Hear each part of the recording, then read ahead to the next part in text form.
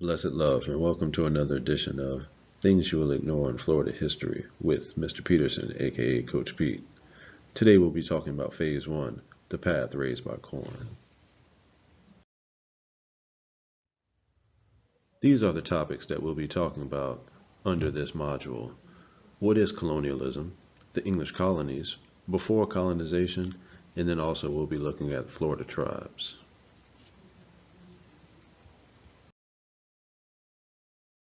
All right, let's think about it.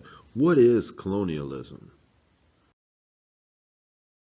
Better yet, what is a colony? Well, colonialism is the policy or practice of acquiring full or partial political control over another country, occupying it with settlers, and exploiting it economically. The 13 colonies were established for different reasons. Once the King of England saw that the colonies were profitable, the king wanted a bigger cut or tax.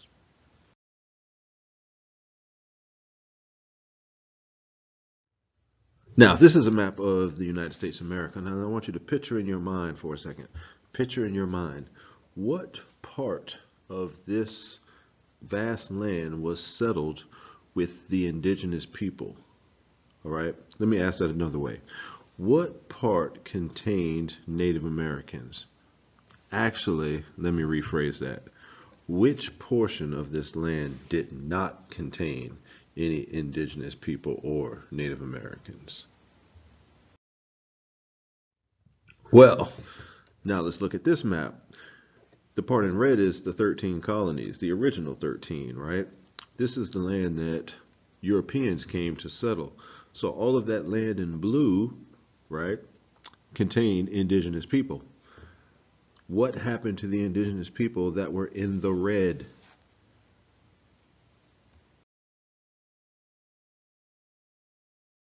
All right, the colonies were established, that is, made profitable by the economic system of slavery. Now, I know oftentimes in U.S. history classes, we speak about slavery as being something that is confined only to the South. However, we must remember that slavery was producing things that were used by the North. So they also were tied into this economic system of slavery. We also need to point out that most colonists were poor in England, meaning that they were from the lower class or poverty. They had dreams of becoming rich and wealthy. They had dreams of becoming kings. Now, there is a missing component that we often leave out when talking about the economic system of slavery. Why was the economic system of slavery so profitable? We look at the labor portion of it, but we tend to leave out the land acquisition. Where is this land coming from? Rather, from whom are we getting it? Settler colonialism. Now, this is a topic, a vocabulary term that we really need to understand moving forward in the course, all right? When we look at colonialism, we want to start using that term, settler colonialism. Well, why?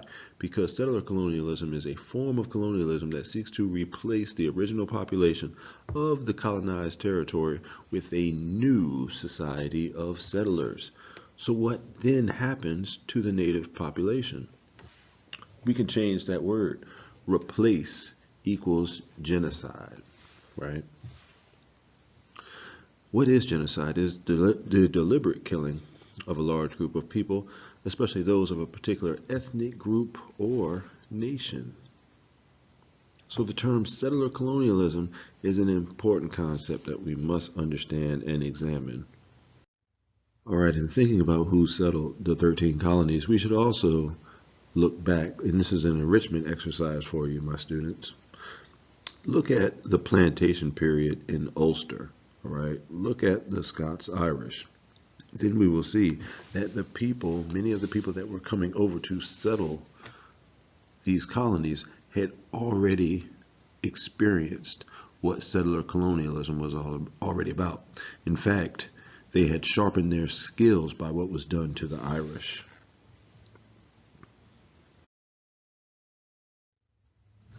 So the European colonists were worried about their survival and prosperity. They had a fear of returning to a life in England that they were trying to escape.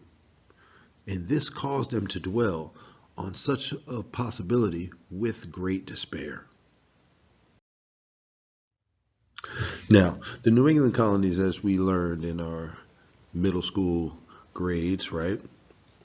In those history classes, we learn about the New England colonies and how they based their economic system on shipping and fishing and lumber. We also learn about how the middle colonies, they based their economies on furs and skin and on cattle and on grain, right? In the southern colonies, they based their economy on these agricultural goods like corn, like indigo, like rice, like tobacco. Tobacco Road. Oftentimes in history classes, we tend to look at images, and these images are ones that injure when we look at it. Here we have an image of the field, and we can see the color of the people who are there working. We also see who they're looking up to, and we see in the background the nice big white house, the white horse, and the white man on top of it, right? These images show us subtle images, subtle graphics that get into our minds and get us to thinking of what is right, what is to be looked up to. So when we look at history, we also want to look at these images and make sure that we're breaking down and understanding what it is that is trying to be portrayed in such things. In looking at these images, we all want to make sure that we don't continue to pass along some of these same stereotypes and same myths that get pushed forward in our history classes. For example, looking at such a picture, we see that Europeans and Native Americans, that it was an all peaceful negotiation of this land that was shared and all of these great tranquil things, right? Well, that's not the case, especially in most situations. It was not something that was just this picture of serenity, right?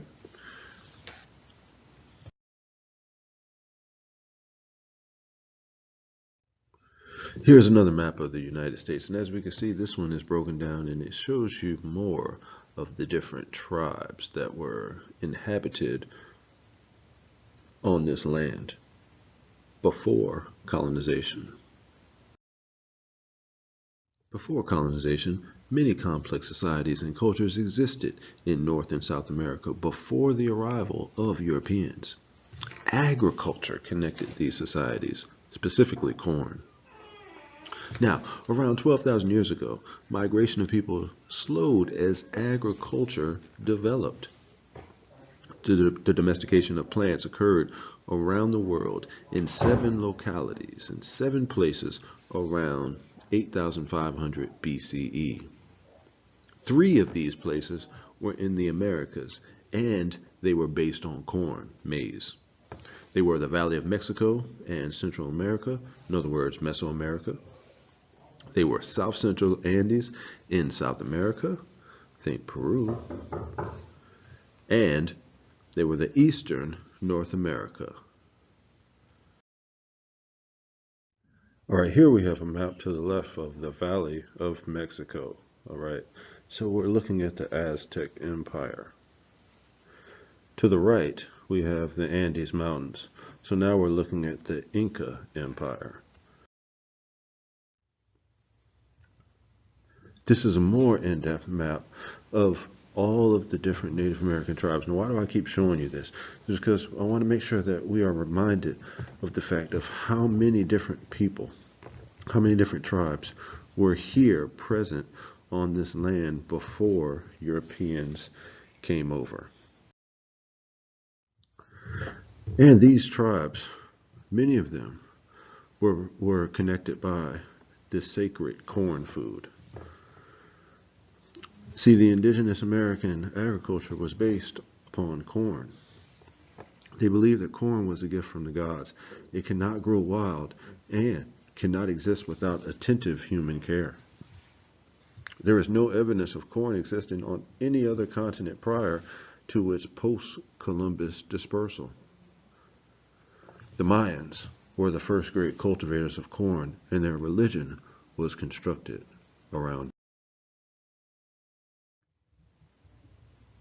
Cahokia, located in modern-day St. Louis, supported a population of tens of thousands, which was larger than London during that same time period. They were influenced by the indigenous people of the Valley of Mexico, and corn was their mainstay crop. Settler colonists from Europe found indigenous people whose economies were based on agriculture, with corn as the staple in the southeast region of North America. Why is that important for us to look at? When these Europeans came over, they did not encounter savages. They did not encounter a wilderness. What they did encounter were people who were civilized, people who had cities, people who had an economy, people who had a government. And yet another visual of how this country, this land was populated. Now for our course, we want to specifically talk about some Florida tribes during our sections of study. So let's take a look at which ones we'll be looking at.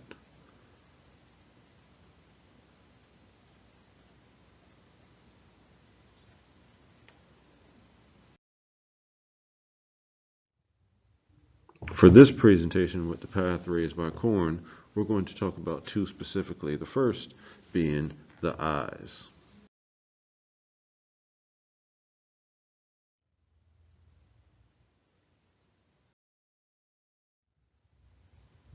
Now the territory of the eyes spanned from Fort Pierce north to Cape Canaveral. The eyes relied on fishing and hunting. The eyes used wreckage of the Spanish ships to obtain wealth, gold and silver, and clothing. The eyes initially attacked the Spanish, but eventually signed a peace treaty with them around 1560.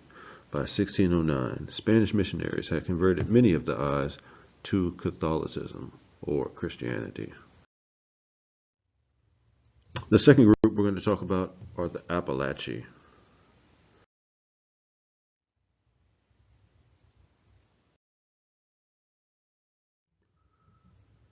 The Appalachians lived in North Florida between the Auxilia and Ocklawahamie rivers. The Appalachians were good farmers, and corn, maize was grown with beans, peas, pumpkins, and squash.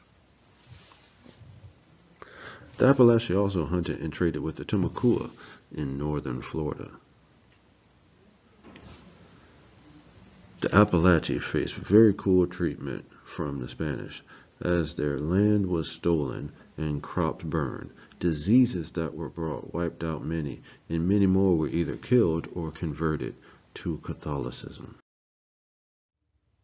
The mission at San Luis was the headquarters for 14 Spanish missions in Appalachia Province by 1675, with more than 1,400 Appalachians belonging to the parish by then.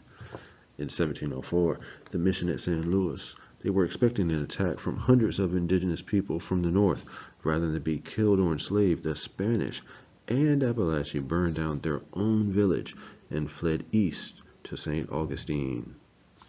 Creek natives eventually inhabited the abandoned area, some of whom may have been the people who became the Seminole and Miccosukee much later.